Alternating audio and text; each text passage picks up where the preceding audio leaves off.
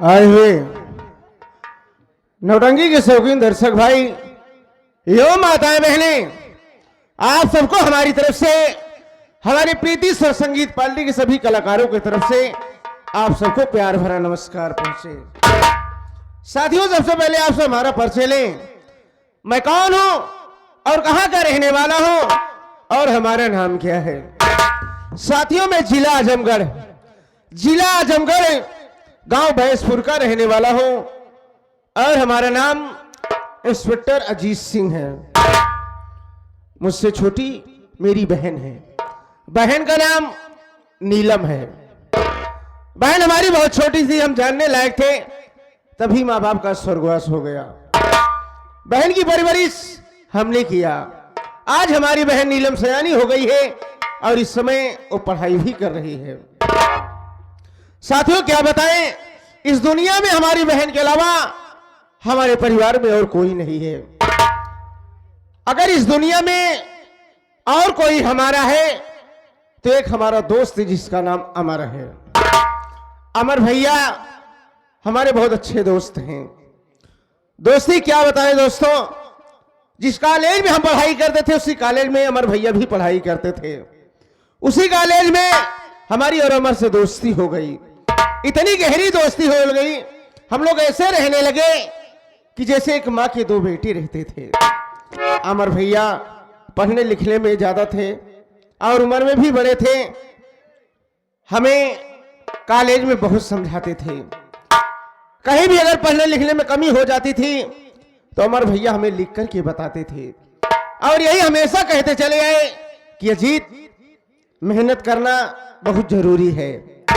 पढ़ाई के साथ साथ मेहनत भी करना चाहिए और मालिक ने चाहा जिस तरीके से तू मेहनत कर रहा है, पढ़ाई कर रहा है, कुछ न कुछ तू जरूर हासिल करेगा और इस दुनिया में नाम कमाएगा।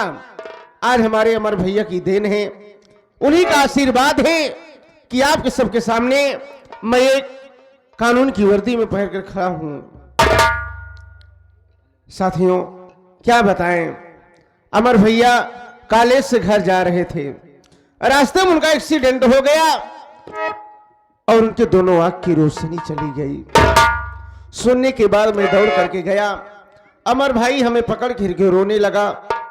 मैं समझाया, अमर भैया देखो, रोने से काम नहीं चलेगा, ये तो मालिक की मर्जी है, जैसे वो चाहेगा इंसान को वैसे रहना पड़ेगा। मैं समझा करके चला आया और जब से ड्यूटी मिली तब से अमर भाई से मुलाकात नहीं करने गया। सोच रहा हूं कि एक दिन का समय निकाल करके कम से कम चलूं, अमर भाई का हाल खबर तो ले लूं, कैसा है कैसे नहीं, कैसी जिंदगी गुजार रहा है। दोस्तों, ड्यूटी की जाने का समय हो गया है। बहन नीलम का कोई पता नहीं है। सोच रहा हूं कि बहन नीलम आ जाए, उससे बातें करके और हम ड्यूटी के लिए निकलेंगे। लेकिन एक हमारा वफादार, बहुत जिम्मेदार व्यक्ति, हमारा दोस्त राजेश कुमार है, जो हमारे घर का जो है देख रेख करता है, सारी जिम्मेदारियां देखता है, वो भी उसका भी कोई नहीं पता है। राजेश भाई आ जाए, उससे हम बातें करके हम ड्यूटी के लिए निकलेंगे।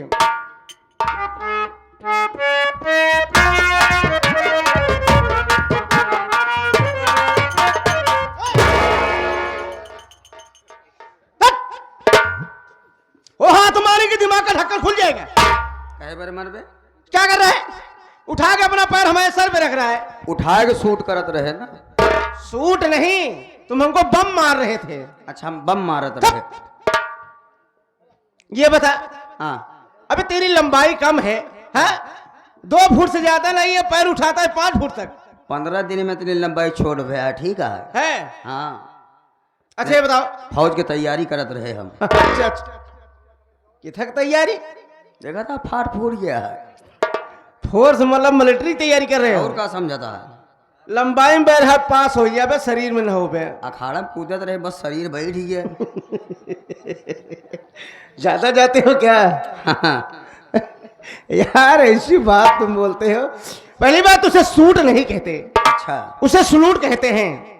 सलूट कैसे किया जाता है शायद तुम्हें यह भी नहीं मालूम है।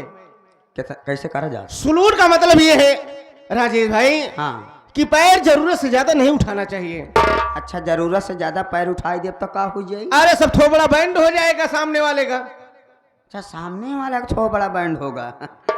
जिस तरीके से तुम पैर उठा के सलूट कर रहे हो, बाई चांस अगर धोखे से अगर लग गया तो हम कहाँ जाएंगे, हमारा थोबड़ा बैंड हो जाएगा। सारी बात छोड़ो, ये बताओ कैसे हो?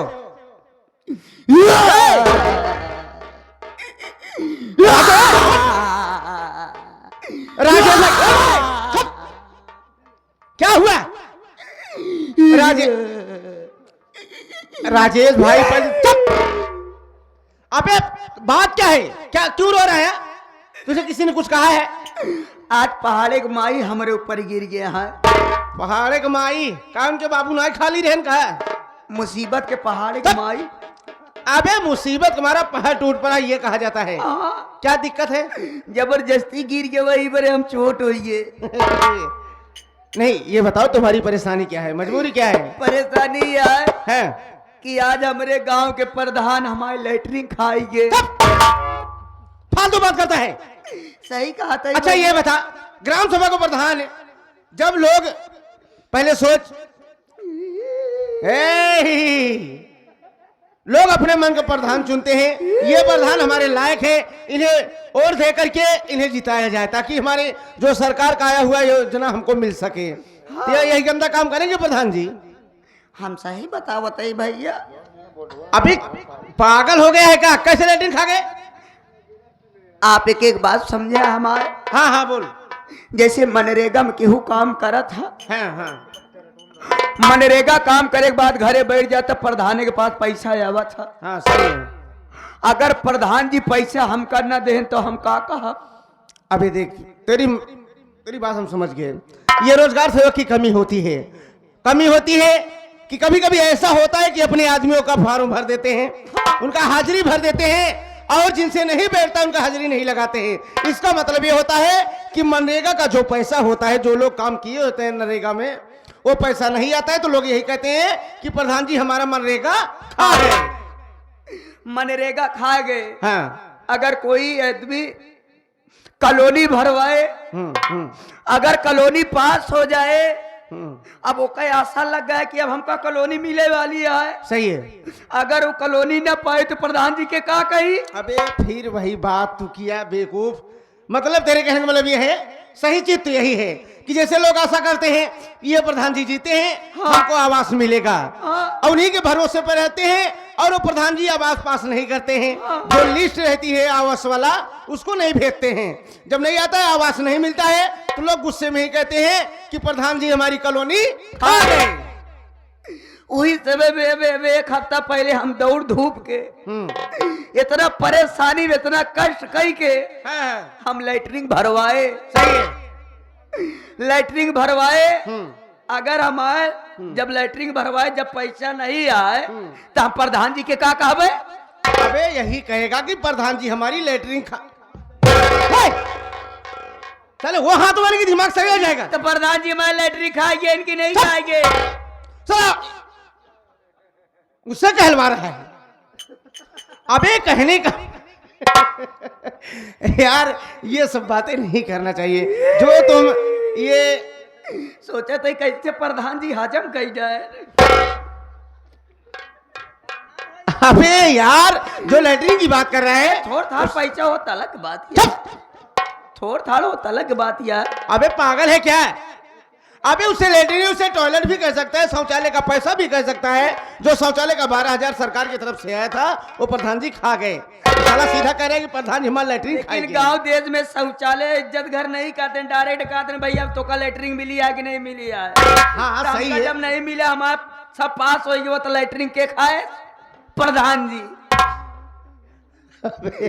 बड़े अच्छा ये बता, मैं बेवकूफ तू है, तू मुझे समझा रहा है। अबे हम भी जानते हैं गांव देहात के लोग मतलब ये बिल्कुल अवधी भाषा बोलते हैं। हाँ। कहने का मतलब कि जिसे शहर के लोग कहते, पढ़े लिखे लोग कहते हैं हमारे टॉयलेट का पैसा, हमारे शौचालय का पैसा, लेकिन देहात के लोग सीधा यही कहते जो तू कह रहा है। हाँ सही कहा। हाँ चल ठीक है, हम बात करेंगे, तुम्हें दिलवा देंगे। दिलवाया जरूर। हाँ सारी बात छोड़ो। हाँ ये बताओ नीलम कहाँ है?